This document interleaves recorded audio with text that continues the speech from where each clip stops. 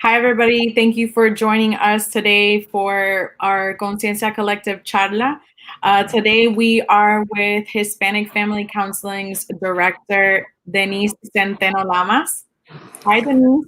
Hola, Hola. gracias por tenerme con ustedes. Gracias mil por estar con nosotros hoy.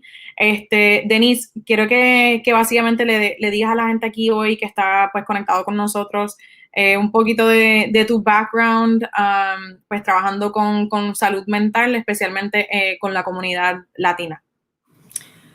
Buenas tardes a todos, gracias por la invitación. Como dije anteriormente, yo soy originalmente de Puerto Rico, nacida y criada en Puerto Rico. Vine a Estados Unidos, a la Florida, a estudiar. Hice mi bachillerato y maestría en trabajo social especializado en el área clínica, donde me dio la oportunidad de enfocarme en salud mental y ver la discrepancia que había sobre los latinos. Hay muchas agencias que proveían servicios y que hablaban español, pero que no conocían la cultura. Y no es lo mismo, hay un anuncio por ahí que dice, no es lo mismo hablar español que entender tu idioma. Y es cierto, o sea, no es lo mismo tú hablar español que entender la cultura y entender el idioma, entender la costumbre, especialmente relacionado a lo que es salud mental, porque muchas veces pues son cosas que son culturales y que son tan importantes para lo que es la salud mental. Y en base a las necesidades que habían aquí en la Florida Central, ya que ha crecido, incrementado mucho la población hispana, pues decidimos abrir una agencia donde estuviera especializada en la salud mental para los hispanos, concentrada pues en lo que nosotros, como nosotros nos conocemos. Luego me casé con mi esposo, que es de Venezuela, y eso también pues me dio la oportunidad de aprender bastante de lo que es inmigración, que nosotros los puertorriqueños pues no tenemos que pasar por eso, y el proceso tan difícil que es el tu poder ser ciudadano americano, que es sumamente difícil. Eh, Estos últimos años, pues obviamente también ha sido like a very, very big advocate for suicide, lo que es el suicidio, pues junto al American Foundation for Suicide Prevention aquí en el the Central Florida Chapter. ¿Nos puedes hablar más o menos o sea, de tu función con ellos y qué has podido pues lograr junto a esa fundación? Sí, el American Foundation for Suicide Prevention es una agencia que yo me encanta ser parte de ellos. Son una agencia espectacular, especializados en salvar vidas y llevarle esperanza a aquellos que tienen a alguien que perdieron por suicidio. Yo me involucré con ellos en el 2009. Estaba trabajando para las escuelas de Orange County haciendo prevención de suicidio, y ahí me hice miembro de la junta directiva del capítulo de la Florida Central. Luego, hace 2 años atrás, en el 2018 y a finales del 2017, soy parte de la Junta Nacional de Liderazgo de esta fundación, donde están trabajando fuertemente con la diversidad para tratar de poder llegar pues a todas las personas, en especial en el caso mío, de lo que yo estoy representando, pues a mi comunidad hispana, que obviamente el suicidio es algo, un tabú del que no se habla. Es un tabú, yo creo que en todas las comunidades, pero en especial en el nuestro, y como nosotros podemos ir educando y ayudando para que podamos hablar del suicidio, porque mientras lo hablemos, pues lo podemos prevenir. Si no se habla, no vamos a conocer las señales y los síntomas, y va a ser más difícil uno prevenir y poder salvar vidas. Pero de verdad que esa agencia de la American Foundation for Suicide Prevention, la Fundación Americana de Prevención de Suicidio, es una agencia muy buena, donde hacen muchas investigaciones. Son los número uno ahora mismo en Estados Unidos en lo que es investigación para lo que es la salud mental y la prevención del suicidio. Perfect. Yo cuando pienso en Denisse, pienso en like the ultimate social worker porque definitivamente like she's like a jack of all trades cuando tiene que ver con lo que es salud mental. No tan solo pues tienes obviamente tu clínica de salud mental, pero igualmente estabas como profesora igualmente en el University of Central Florida.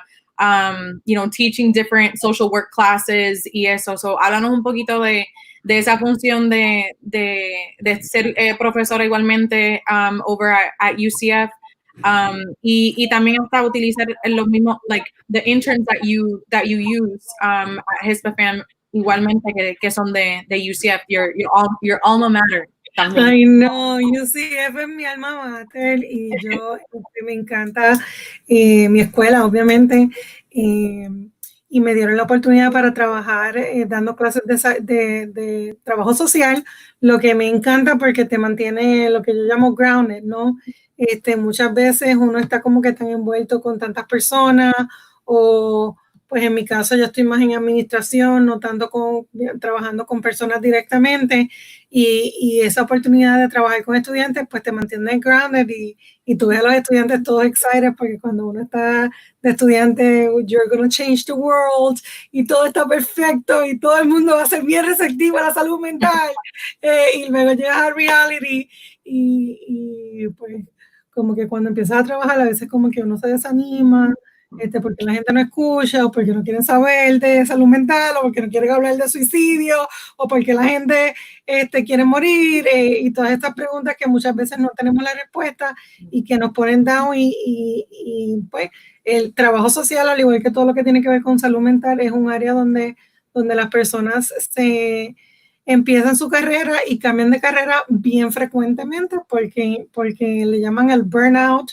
se cansan mucho, obviamente es una carrera que es overwork, underpaid, y pues las personas se cansan, lo hacemos por amor en mi caso yo lo hago porque creo que es lo que Dios me llamó a hacer, trabajo social y abogar por los hispanos y abogar por la salud mental, pero muchas personas pues obviamente se cansan, a veces es bien desanimante y el tú trabajar con los estudiantes y ver esa energía positiva que uno tenía quizás al principio y que a medida que pasan los años pues uno se va dando cantazos y cambia de perspectiva, de opinión, pues era bonito. A mí me encantaba dar clases en UCF.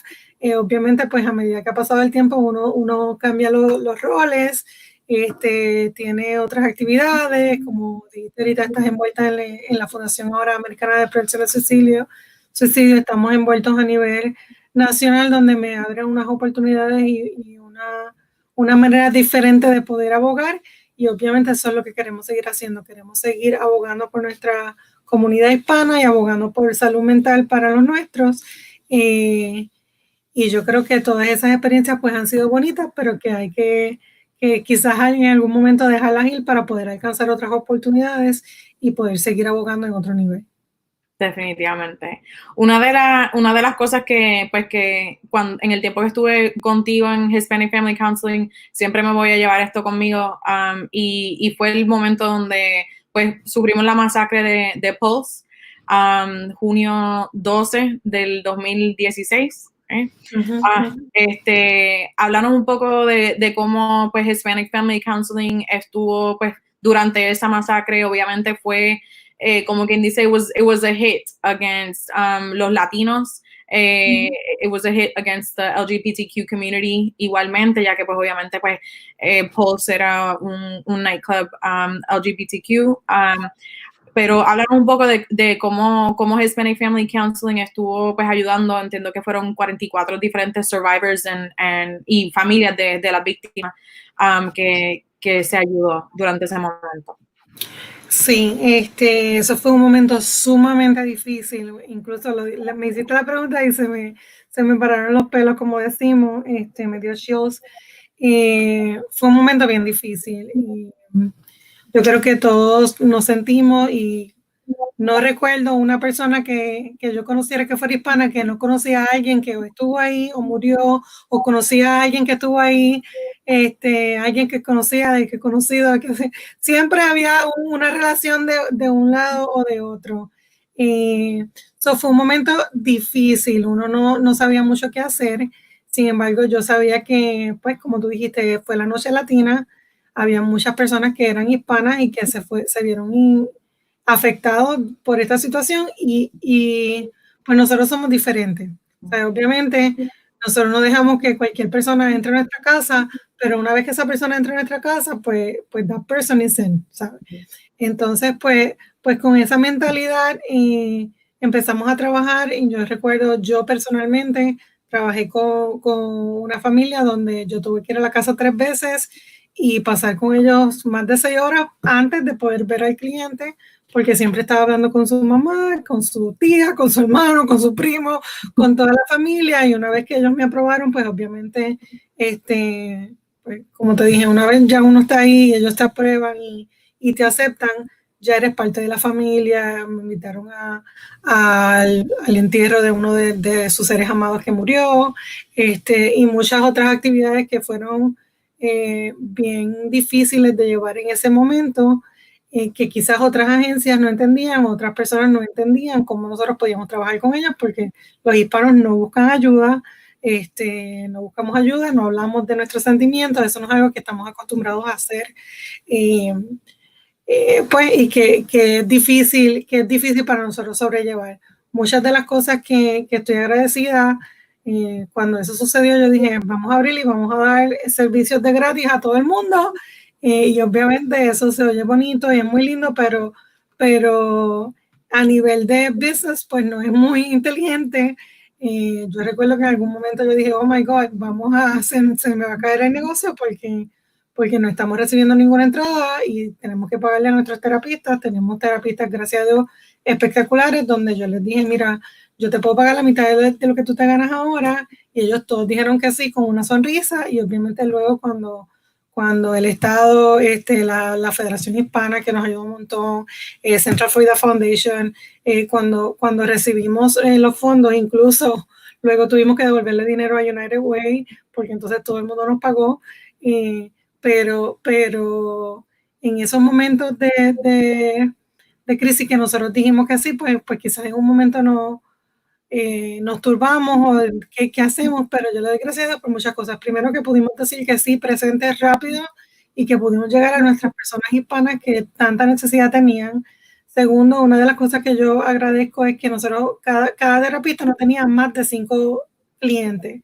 Y eso fue algo que muchos business professionals o personas de negocio o personas que no son de salud mental no entienden, y me decían, no, que porque no pones a una sola persona que vea a todos los clientes. Y yo como que, yo no voy a hacer eso porque eso les va a afectar mucho a mis terapistas, eso no puede ser así. Y yo en lo personal con 5 clientes me estaba volviendo, sufriendo mucho, y me afectó mucho en lo personal, incluso me dio estrés postraumático de segunda mano, porque uno vivió esas experiencias y fueron experiencias bien, bien dolorosas.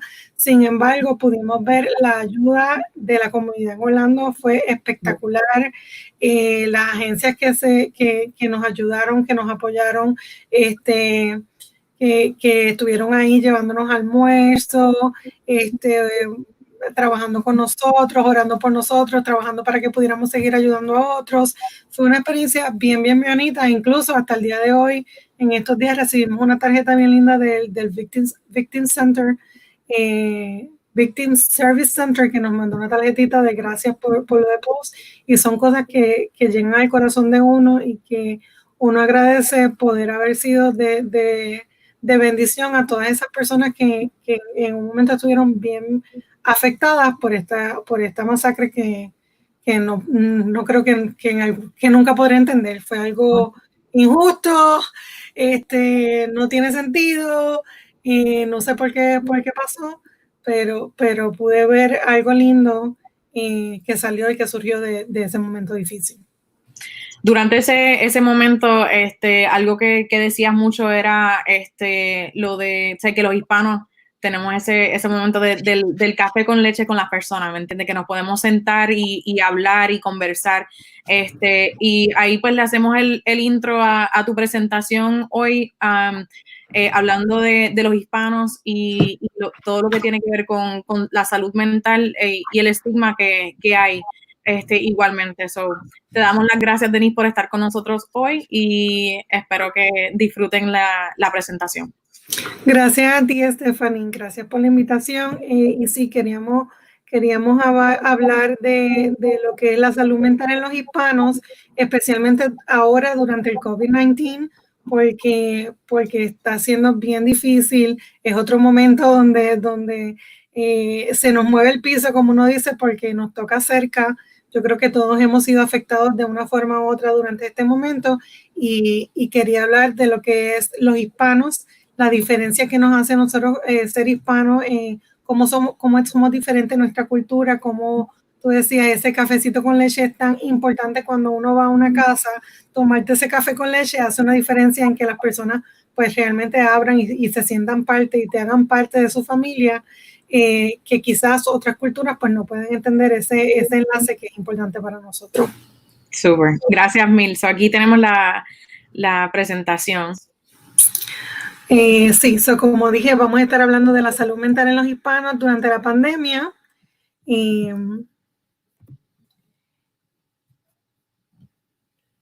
Gracias. Parte de lo que quería decir era, I'm going to be speaking Spanglish. Yo sé que la mayoría de las personas que nos están viendo son hispanos y hablan español e inglés, so I'm going to be speaking a little bit of Spanglish. I feel that sometimes I have my own language. I don't speak well English and I don't speak well Spanish, and sometimes I don't know if that happened to you, but you're thinking something in English and then you're like saying half of it in English, half of it in Spanish. And that's part of our culture. So some of the history is that a lot of immigrants or a lot of Hispanics come to this country, to the United States, for either political reasons or economic reasons. We have to do better. We have to, go to school to become professionals, or to do better economic in our day-to-day. Or sometimes we have, for example, for my husband, he's from Venezuela, as I said before, for political issues. A lot of issues in Venezuela right now. So for political reason, he had to leave his country. Hispanic experience higher rates of stress and mental health issues than other racial and ethnic groups. And that's especially because we come here, we have to learn the language. So it's an extra stress. People don't understand. They're a lot of racism. We want to pretend that it doesn't exist, but it does exist. People discriminate against us. If you don't speak perfect English, then they discriminate against you, or they pretend that they don't understand you. So it's discrimination, unfortunately. Hispanic do not believe in mental health. We were not raised believing in mental health, or do not trust in mental health. We're not locals or crazy, so we don't want to talk about it, and that's not a problem. And there's also a lack of availability and access. A lot of Hispanics, we come here, we don't understand the system, we don't think that we will need insurance. I remember that I think it was my first or my second year, I didn't know about that I needed insurance. So I was going to college, and then I have an appendix removed, and it was $28,000 for my appendix removed. And I cried. I was I had no idea that I needed insurance, or that it was so extremely expensive. And I'm pretty sure that I am not the only one that have went through that we all have suffered, or many of us, not all, but many of us have suffered for the lack of knowledge of knowing that you need services, or you need health insurance here. So a lot of times we don't understand the importance of the access, and we don't have the access, or we have insurance. However, nobody speaks Spanish, so I don't want to be go and talk to somebody that don't speak my language, or they don't understand, or they might misunderstand what I'm saying. But Hispanic are the nation's largest racial and ethnic minority group right now, so we need to keep this in mind. So what is the difference between Hispanic and Latino? That question comes a lot to me. So the way that I can identify Hispanic from the Latino is that Latino is more geography. Latino is people that come from Latin America, and Hispanic is more about the language, people that speak Spanish. So Latino will include Brazil, for example, and Hispanic will include Spain. However, a lot of Latino are also Hispanic. So Somebody from Mexico is a Latino and a Hispanic. So I think that many of us, we don't mind if you call us Latinos or Hispanic. I don't think that that is a big issue, but I wanted to explain that because that question has come a lot to me.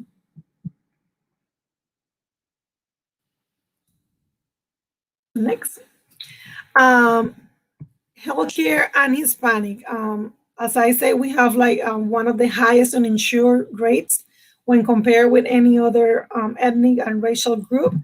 And I believe that is for many reasons. This is not research-based, my comment, but I believe personally, I believe it's for many reasons. One, because we lack of knowledge that health insurance is so important. Second, because it is really expensive. Right now, my husband lost his job due to COVID-19, and I think that soon either he start working or we have to look for a health insurance because my health insurance was through his.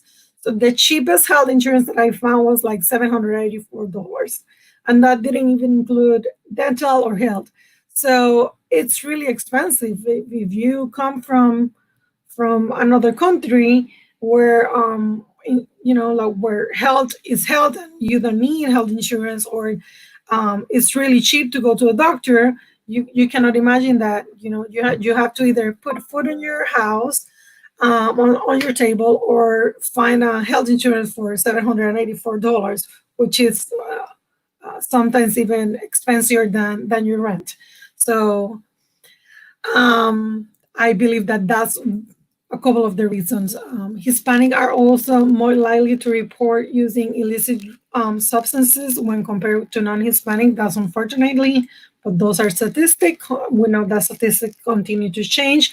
We live longer than other groups, which is good. And something that is not so good, is that we have higher rates on obesity than non-Hispanic.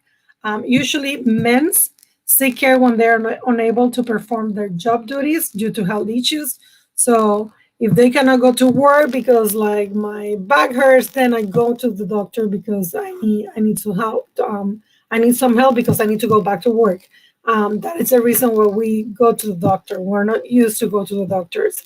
And usually women tend to seek care for the family, but frequently they don't take care of themselves. So if my kid is sick, I will take them to the doctor. But if I'm sick, I'll take over the counter. I rest. I'll get better. So I put my health usually at the end. And that's part of our culture.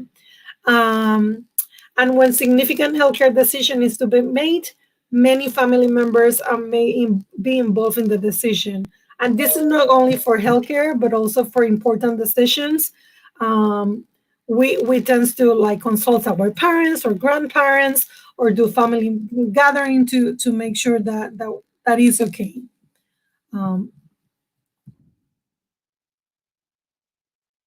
So one things that I want to show is like we are 54.1, and this is from last census. So the census is coming in 2020. I please encourage you to participate in the census, especially if you're Hispanic. I know, and I'm not going to go over people trying to not have Hispanic vote. It is really important or to be counted on the census. You need to be counted. This is really, really important. So please be counted and fill out the census. It's confidential, and it's important for our Hispanic population to be able to gather all the information, to get some benefits. So please, if you can, do so. We're 17% of the population. We have grown 55% from 2000 to 2011. And I'm sure that we have grown a lot more in the last couple of years. So, and Mexican are the number one, Puerto Rican number second. So mental health is a stigma in the Hispanic population. So mental health, unfortunately, is seen as a weakness for us. Like, tú no estás loco, yo no quiero estar loco. And nobody wants to be sick, Like, I don't think that anybody, or I don't know anybody, maybe somebody do, but I don't know anybody personally that wants to have cancer or wants to have diabetes or wants to have, like, any illness. So mental health should be taken the same way that we take any other physical health. So it's health. So nobody wants to be suffering from depression or from anxiety or from bipolar or from schizophrenia. Nobody wants to be sick that I know. As I said, like, maybe somebody would like to, but I don't know anybody that would like to be sick. So when we tell somebody, "Ay, mija, estás loco," like, you're crazy, or sometimes we say it as a joke, or we use it as a sarcasm. But we need to be careful about that, and be more empathetic with people that suffer from mental illness, because that doesn't mean that they're crazy. That means that they need a lot of help, um, and that they're suffering from an illness. When a person disclose, another thing is that when a person or a Hispanic person disclose that they need information about mental health, we need to take it very seriously, because we don't talk about, like, mental health, and we don't talk about our own feelings. So those are important things to keep in mind. So how can we improve our access to healthcare? Like, it's hard for us to reach, like, healthcare. So what can we do? It's important to minimize the language barriers. So if you have a doctor, I will always, every time that I call for a referral for somebody for a doctor, either physical doctor or mental health doctor, I always ask for, like, do you have somebody who speaks Spanish?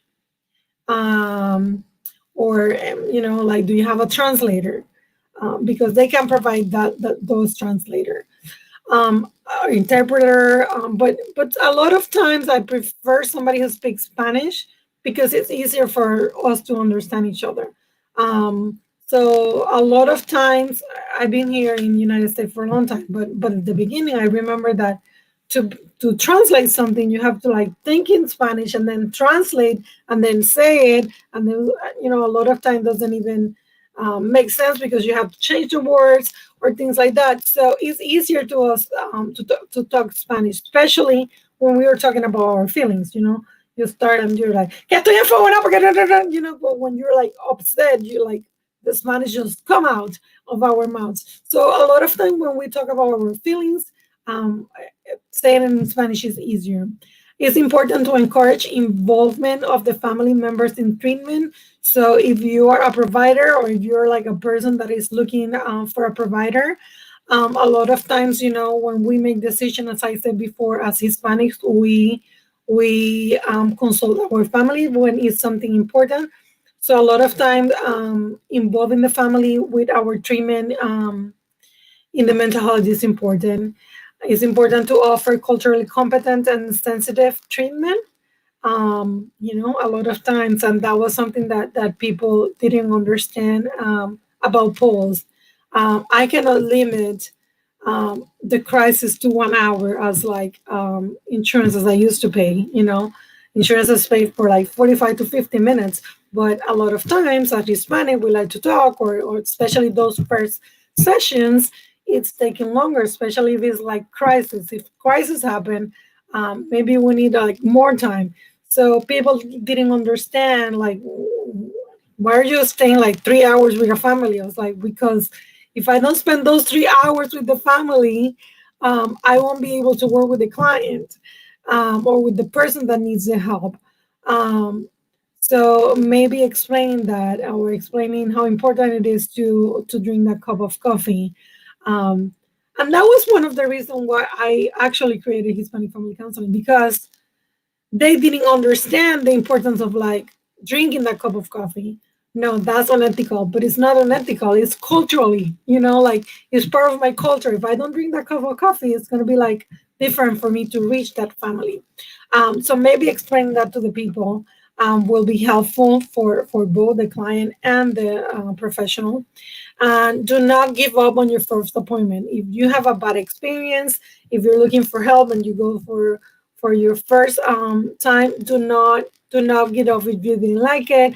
give it a couple of times, or actually like find somebody else. A lot of times finding a therapist that you like is like, finding a good pair of shoes. Maybe you don't like the first one, or maybe they're uncomfortable. And also remember, I always try to remind people that when you go for therapy, a lot of time it's gonna be hard because you're gonna talk about like uncomfortable feelings or uncomfortable situations. So it's gonna get hard. It's gonna be bad at the beginning before it gets better. It's like kind of like when you cut yourself. A lot of time you have to put like alcohol to para sanarlo. You put alcohol, or you put something. You put a band-aid, so you clean it out, and it hurts. It hurts, but then it gets better, right? But if you cut yourself and you don't get help, it can get infected, and then you can have surgery, and it's gonna be even like more hard, and like a deeper one, and it's gonna get like hard to like clean and sanitize and heal that thing. So it's the same with our things and with our health, mental health. If we don't get help right away, it can get infected and it can be worse. But either way, at the beginning, usually it's uncomfortable, and a lot of time it helps. So do not give yourself up in the first time. So what can we do to improve? We can work hand in hand with our primary care providers. That is something that the American Foundation for Suicide Prevention is doing really, really well. They're doing training for providers, because like health providers usually like see the client, the people, and a lot of time is like interrelated. I have one person that 2 weeks ago had to go to the doctor. The doctor sent her to emergency. They did a lot of like tests with the heart, making sure that the heart was okay. And they're telling the person that she's suffering from anxiety. So a lot of time is our anxiety that make us like hard to breathe, or it's interrelated. We think that it's something physical, and a lot of time it's something emotional or mental. So working with the primary care provider is important, and a lot of like insurances are doing that now, where they're asking us to communicate with the care primary care physician. However, please, I want to let you know that everything that you said in therapy, unless your life is in danger, or somebody, minor it's abuse, or elderly is abuse, either it's abuse, or your life or somebody else's life is in danger, everything is confidential. So if you don't give us authorization to talk to your primary care physician, we cannot do that. So please keep in mind that, because we're not allowed to tell, if you are undocumented, we cannot tell that to anybody, unless it's, as I said before, your life is in danger, the life of somebody else is in danger, or it's like judge order. And till this end, I've been on the field for almost 20 years, and I never have a judge to order me to submit like any paperwork. So it will be up to you if you want me to share the information. So please keep that in mind. It's important that we educate about mental health, and that we educate ourselves, and that we practice best practice for counseling. Know the personalismo in the Hispanic. We tend to be very social, and that's why it is like so hard right now, because we tend to be like very social huggers, party outgoing. So it's hard to like keep the distance at this time, but it's important that we respect and trust like other people.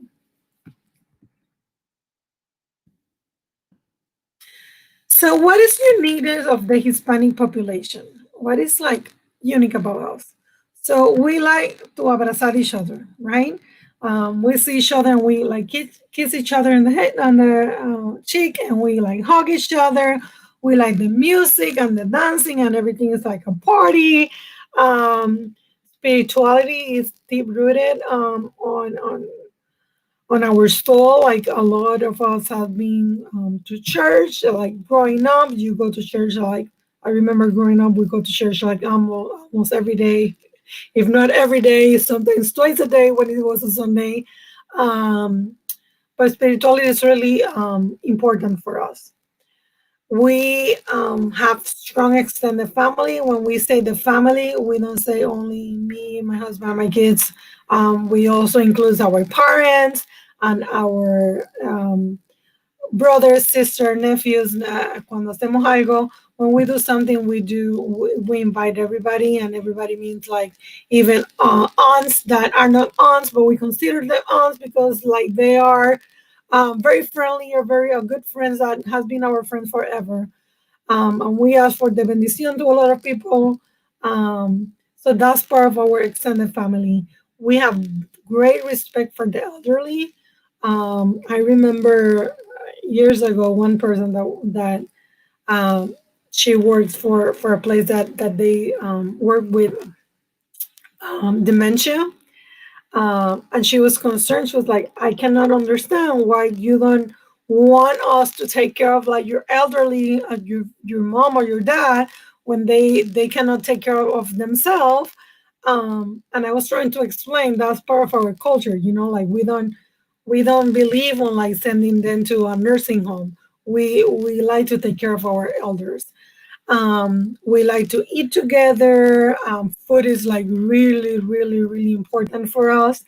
Um, at Hispanic Family Counseling, we were doing a training, or not a training, a research project with the University of South Florida. We're actually working on that. And I was talking about like if you want them to come to the research, it's important that you bring food. Like, if you want Hispanic to participate, please bring food. Let them know that food is going to be involved, and that was a good incentive. Like we believe on like the food, especially also like special occasions, Mother's Day, Father's Day, birthdays. You go to a place for a party and you also like bring something, and we have a great emphasis on body language. We like to touch each other. I remember people telling me like you have no personal space when I first got here because like when we were talking, the person was like here. Like I have like no personal space because I like to talk like really really close to that person. So uh, please do not feel offended if you have like somebody close to you when they're talking to you. So how can our uniqueness be a challenge during the pandemic, right? So we're unique. We have like different cultures. We're different than other cultures. But how is that affecting us? So I feel that this has affected us like in a deeper way because of our culture. For example, we like the abrazos, right? We talk about the abrazos and how the importance of like hugging each other. So we cannot do that anymore. We cannot hug anymore. We're not supposed to hug anymore. We cannot do fiestas. Like, no recuerdo cuándo fue la última vez que hice una fiesta. I don't even remember when was the last time that I went to a party or did a party in my house. And I miss that. I miss being with my friends. So I'm pretty sure that most of you that are Hispanic also miss that. I think that even people that are not Hispanic miss that. But being with your family, especially for example, for my family, every Sunday we used to meet. So not being able to do that now, it's like kind of hard. We lost our personalismo, and personalismo is that like hugging and kissing and being together. We lost that. We lost that due to the pandemic. We're not able to do that anymore. So I feel that a lot of us have lost a sense of who we are. So it has been like really challenging. This is also increased the isolation. I'm not able to see people, so I don't want to see anybody. Like if I'm not able to see my parents in person then or hug them, then I don't want to like see them at all. Or if like that has increased our isolation, which subsequently has increased the depression. So we have seen the depression going over the roof over the last couple of months. um, this can cause stress to the immediate family, especially if you have elderly people. I know a lot of people who has been like really concerned about like, are my parents are going to be okay? They're elderly. Should I visit them or should I not? What should I do?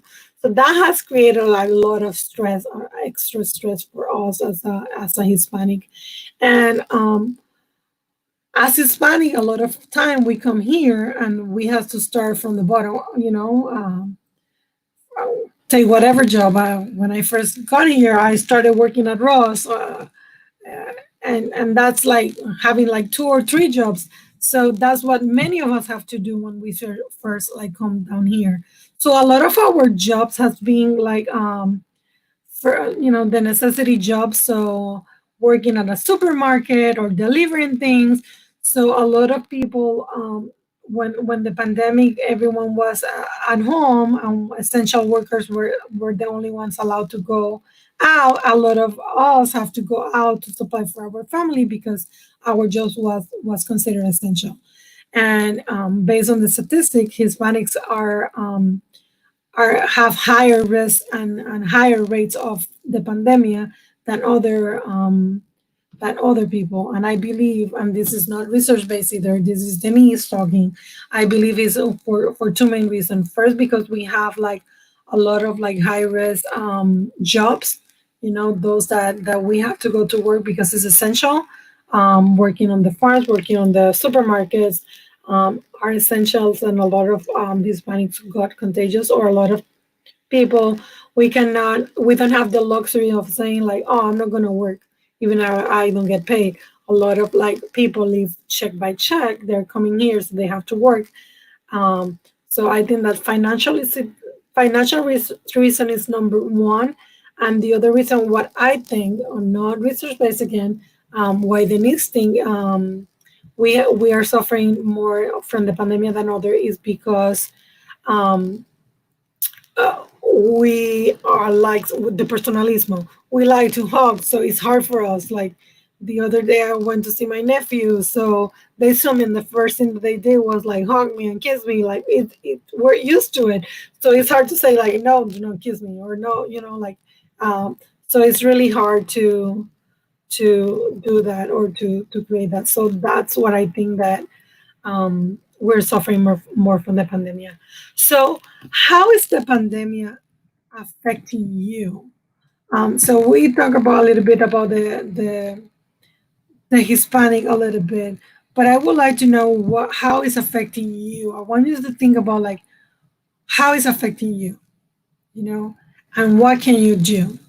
So I'm gonna leave you with that question: how it's affecting you, um, and we will go back later on. But what can we do?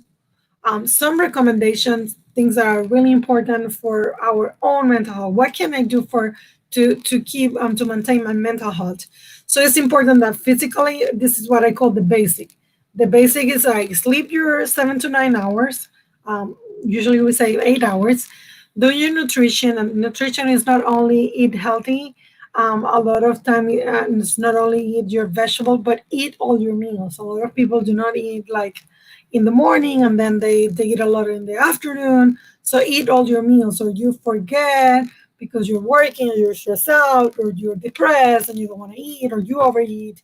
um, so a lot of like people said that during the pandemic the weight increase, and I think it's associated a lot with anxiety and stress.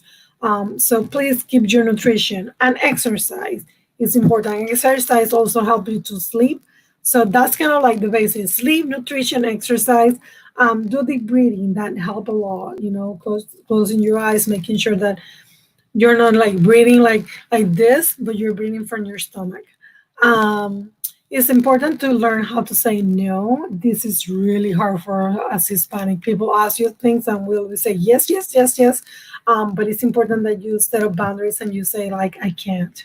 I can't at this moment. To laugh, watch something funny, laugh with yourself, play games. A lot of times we're like really hard on ourselves. So be kind to yourself. Let go of the pain, get some help in letting go of the pain or the circumstances, and do activities that increase your mental health. Maybe it could be like journaling, or listening to music, or going for a walk, or what activities can you do to increase your mental health. So those are physical. Now we're going to the relationship. What can we do? It's important, or it will be good if you join a support group. Peer support is a group created here in Orlando, and they have like free groups every day for different activities. That's a good way to join groups, as well as like other mental health agencies, Mental Health Association, NAMI. They have like groups that you can join for free. Stay connected with friends and family. I know like this is hard, but like maybe put it on your calendar. Like what we do in our family personally. Every Sunday at 5 we have a meeting, and we do some meetings every Sunday at 5. So we cannot meet in person anymore, but we can meet through Zoom. Um, during on Sunday, so we can keep connected. Same with other friends. Hugs your pets. I know that it's hard to hug other people, but you can hug those living with you or hug your pet. One thing that we do with children that lost someone is buy them animal stuff or peluches, and that helps a lot. So if you feel that you need something to hug, you feel lonely, I encourage you to get a peluche or to get a pet. If you can get a pet, that would be great. Um, and behavioral, plan your day, do schedule. Do not stay watching TV till like 1, 2, 3 in the morning because it's summertime or because I don't have a job or whatever. Please like maintain your routine and plan your day and keep your schedule. Keep sleeping 8 hours. Keep planning your day. If you're not working because you either lost your job, um, maintain yourself occupied. Do exercise. Take some trainings. Use this time to kind of like reinvent yourself. Read if you can. Learn something new. There's like plenty of things that they're doing free stuff right now. Either trainings. I think that during this time I have taken more trainings than ever in my life. Trainings about everything. Even like if you're Hispanic, learning English or learning Spanish or practicando el español. I don't know, things that you can learn, cooking, new habits, salsa classes. I don't know. They're like things that you can do. So maybe that's something that you can try. It's important that you avoid alcohol and drugs. Please avoid alcohol and drugs.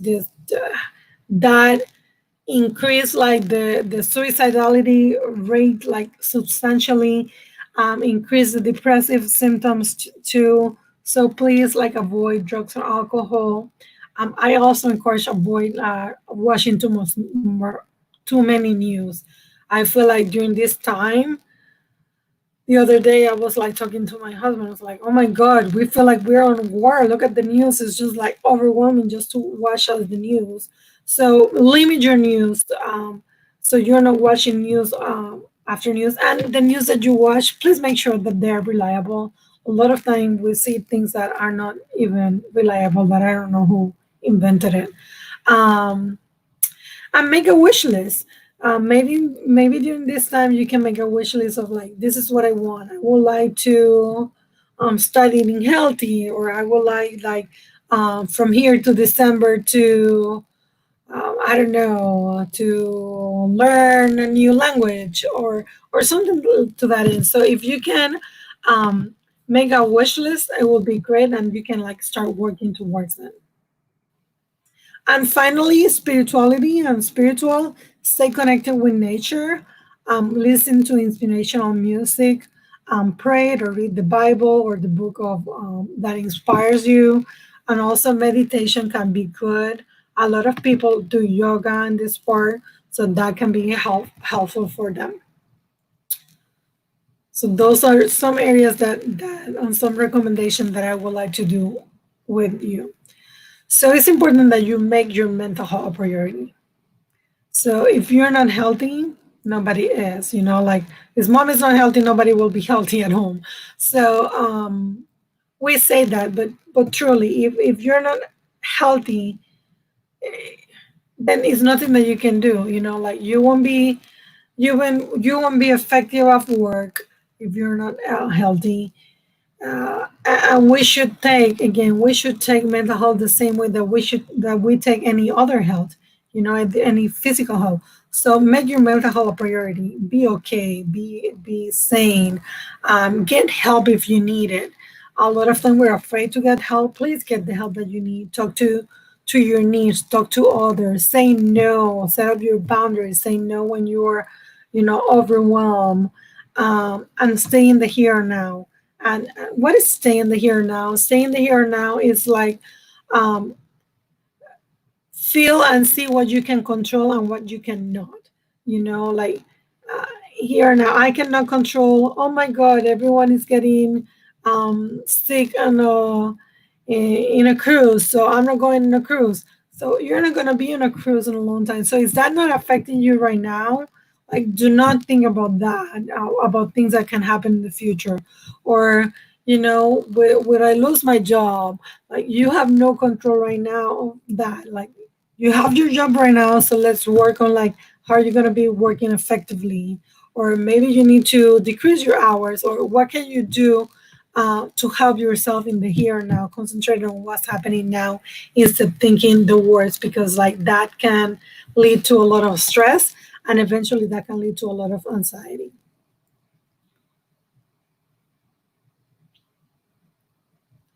So I don't know if anybody has any question or write any questions on it.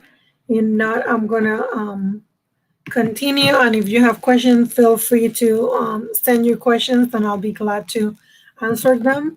But I would like to talk a little bit really quick about Hispanic Family Counseling.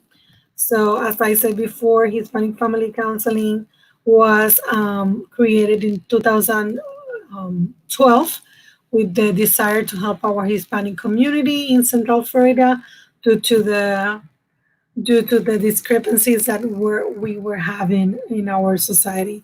So we provide telehealth services that's really helpful during this time.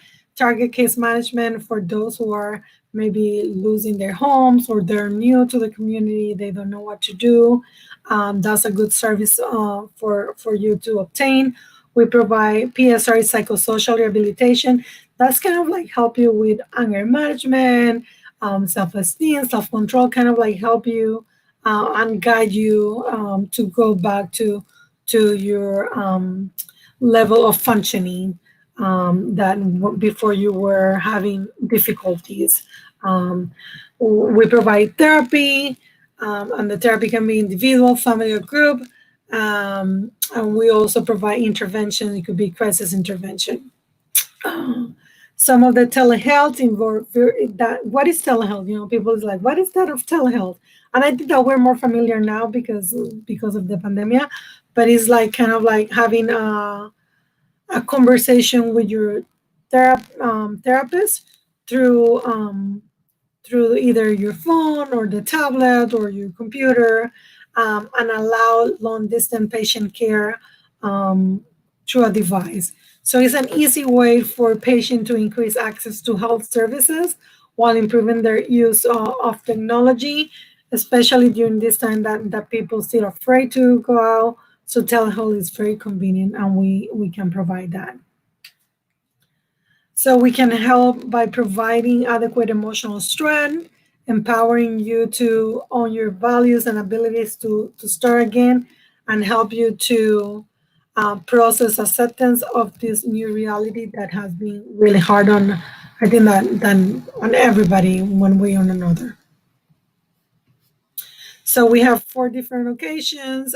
Right now, we encourage you to do telehealth, but we have locations in Central Florida, and you can contact us by either phone or emails, or to our webpage. So you can see our information there.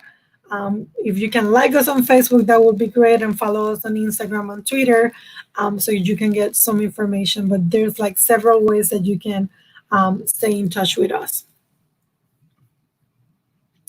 So thank you so much for the time being here. I appreciate your listening to me, and I hope that this was helpful on talking about the Hispanic and how maybe we are different. So it's different way that you can approach our culture and our people to get some mental health services. Gracias, Denise, un montón por estar con nosotros hoy. Definitivamente que I definitely learned more about mental health tonight, and I'm sure a lot of people definitely learned a lot about mental health y cómo es el estigma, obviamente, con los latinos en particular. ¿Cómo tú piensas que esto de lo de la pandemia ha afectado, pues, ejemplo, ese face-to-face junto, o sea, con los clientes? Mira, ha afectado mucho en varias circunstancias. Al principio nadie quería ir a la oficina, después nadie quería telehealth services. So fue como que un challenge para nosotros poder implementar lo que es telehealth.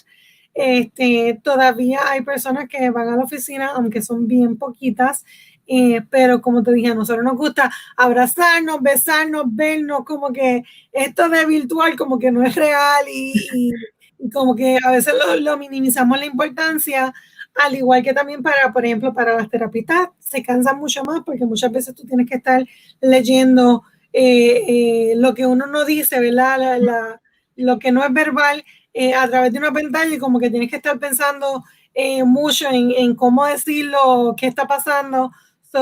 Ha sido bien retante tanto para los clientes, porque a veces piensan que no es lo mismo, no se siente que es lo mismo, como para los terapistas, que ha sido más difícil tú poder trabajar con las personas, especialmente si son niños, se aburren, cómo hacerlo interactivo para que podamos trabajar quizás con el comportamiento. Para los niños muchas más veces es comportamiento, trabajar con el comportamiento de ellos a través de algo que sea interesante en su punto de vista.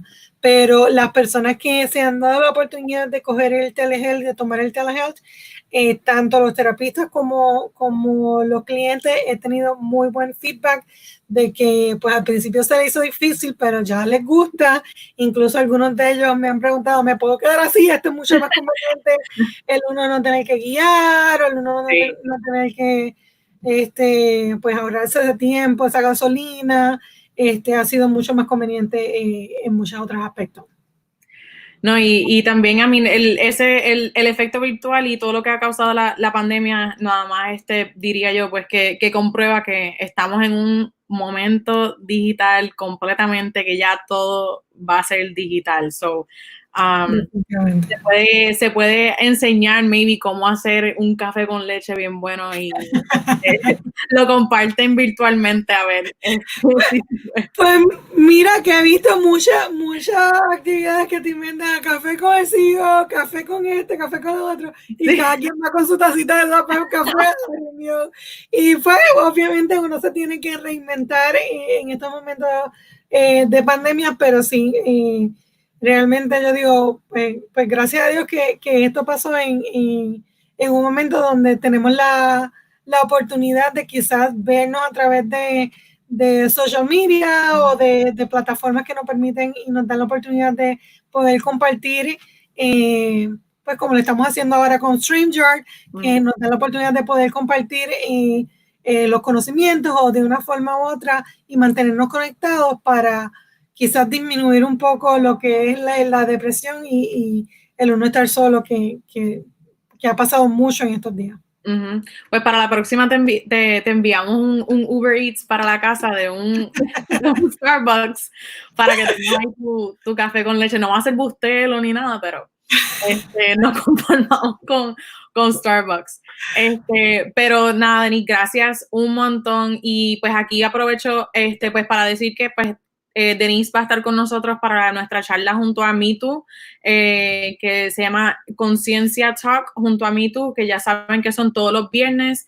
Tenemos ese live junto a MeToo a las 7 de la noche. Estarán con nosotros 2 artistas que estarán hablando pues de todo lo que tiene que ver con salud mental y su experiencia con eso, con su salud mental, y pues obviamente pues tendremos aquí a Denise igualmente pues para que nos hable pues de su expertise junto a esos artistas. So, nada, gracias otra vez y súper agradecido de tenerte con nosotros hoy y el próximo viernes. Gracias, buenas tardes a todos los que estuvieron con nosotros. Bye. Bye.